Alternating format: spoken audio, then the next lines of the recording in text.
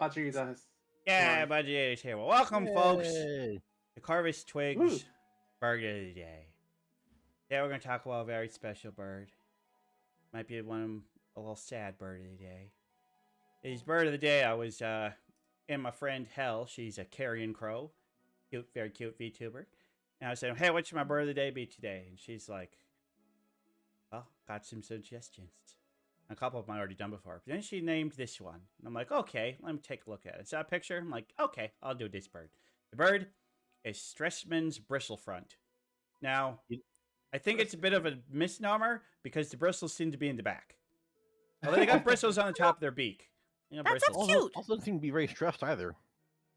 Yeah, not too. Yeah. Well, okay, they actually probably are pretty stressed all the time. Oh, Could we'll be, find out but I why, mean, eh? Yeah, you find out why. But yes, Oh, no. the Stresemann's Bristlefront. Pretty cute little bird. I do actually like the little tufts over the beak. That's cute. Their tail kind of looks like a French feather duster. Yeah. Very cute tails. Oh. Very cute tails. Well, they're about a 7.9-inch long bird. It's not super big. Oh, Right, boy. 1.3 to 1.2 to 1.3 ounce, so pretty small bird. We don't know what their lifespan is. We don't know what their wingspan is. And they only live in the Bahia state in East Brazil. And it's that little green spot. And it's actually a much smaller spot than that. Holy just- moly. And it's small. Oh, wow. They are Yeah. pasture reform. So they are, kind of little things. And, well, let me tell you why maybe they're a little strong. Oh, the picture is on the right there. On the top, you have the male. And on the Mhm. bottom, you have the female. So it's actually kind of interesting. The Yeah, it's very females different. Yeah. of this species have brighter, more vibrant plumage. The males are mostly kind of your charcoal slate color with a little brown on their underbelly, whereas the Mhm. females can have a bright rust-colored throat and belly. So the females are actually kind of one of those rare instances where the females are more brightly colored than the males. So how about that? How about that? That's pretty interesting. So why are they stressed out? Because they're critically endangered and the population Yeah. worldwide is estimated to be less than 50. Oh. Oh boy. Yeah. But it's one of those things where they really don't know. There's a population of a couple dozen that's living in a nature preserve, and that's where pretty much all of them have been seen. But it's like every once in a while, somewhere in the Amazon, somebody will see like one of them. So it's like, how many are living in the Amazon? We don't know, but they are really rarely seen. So the first time one was ever seen was in the 1830s. Nobody saw one again until 1945. Wow. And then again, they were never seen again until 1995. Those are Jesus. very secretive birds. Yeah. Mhm. But then there was a population in an area, like I said, of like a couple dozen that was found in 2010. And that population, basically, they made the area where they were living like a very secure nature preserve. Mhm. And that's basically where all the study of them's been done because it's like the only actual population of them that has ever been seen.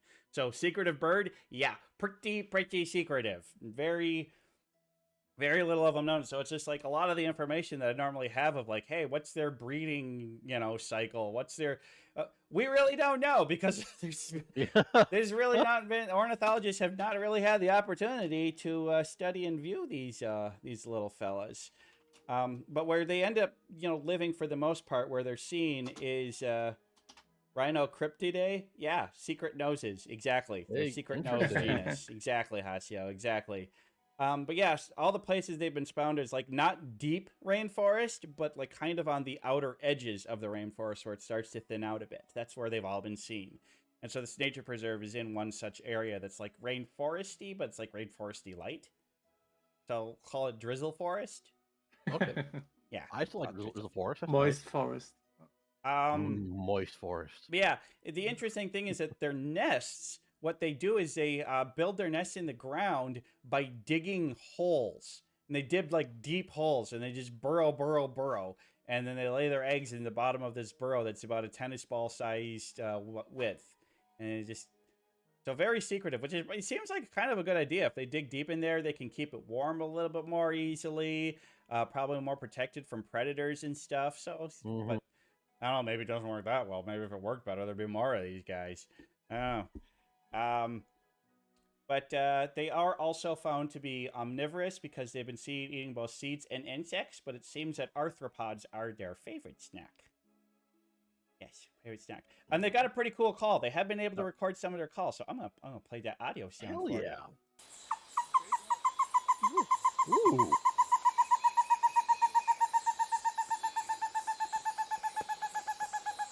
That kind of sounds like my laugh, but pitch shifted. Yeah, it definitely sounds like they were laughing there. So yeah, kind of a neat little call. As you can see on the left here, this photo is of a little female. Love her little that rust-colored area on her. She's quite pretty. But yeah, I really wish I had more information about them. But I mean, the population is so small. There's really only a little bit we can do. So Yeah.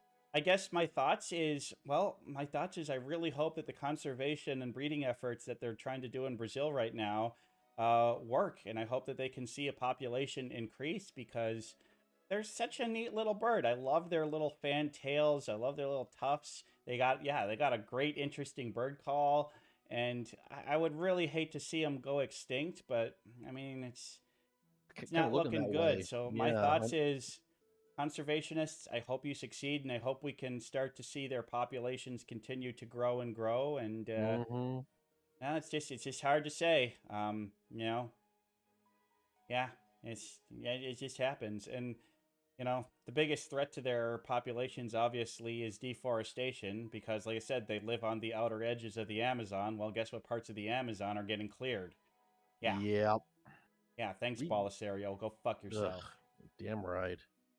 Although there have been photos that have come out of Bolisario lying in bed, suffering and having really severe COVID symptoms. So that brings a smile to my face. A little bit, yeah. I mean, you should never really wish ill on somebody, but you can still like get a good day out of it, I guess. Brutal authoritarian right-wing dictators, you can wish suffering on them. Yeah, that's true. Because if they suffer, then maybe these little birds don't suffer so much. So the Streseman's Bristlefront, A+ bird. And even, you know what? I know I don't give this title out, but you know what? You got the cool black plumage. You're neat. I like you a lot. I'm gonna make these guys honorary Corvids. Well, everybody's heard about the bird. Hey, thanks for the raid, Gaming for Peanut. Appreciate it. We got a Peanut in here. Thanks, Peanut. Just in time for us to talk about it. But yeah, I'm gonna give these guys honorary Corvid because honestly, they won't take up much space because there ain't many of them. Yeah. They're neat. I hope they're smart. Oh, and now we got Gray Cat coming in. Oh.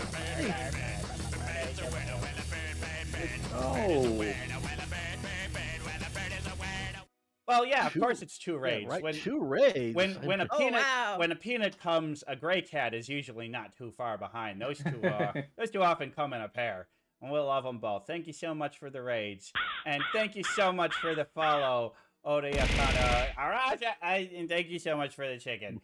But for the raiders, we're just finishing up talking about the Streseman's Bristlefront. That's our Streseman's Bristlefront there. They are a neat little hole-digging, arthropod-eating, super critically endangered bird. Hang out in the rainforest. If you ever see one, well, consider yourself very fortunate. But yep, they're being very carefully protected now, and the current population seems to be at least stable. So let's cross our fingers and cross our feathers and hope that they can recover. Cross our fingers, daughter, lowercase j. They deserve to exist. Unlike pugs. Got a little too hot take. All right, we're going to call this bird of the day done right now and get back to some Fall Guys. Eject. Pugs, they in their, before they started really getting just like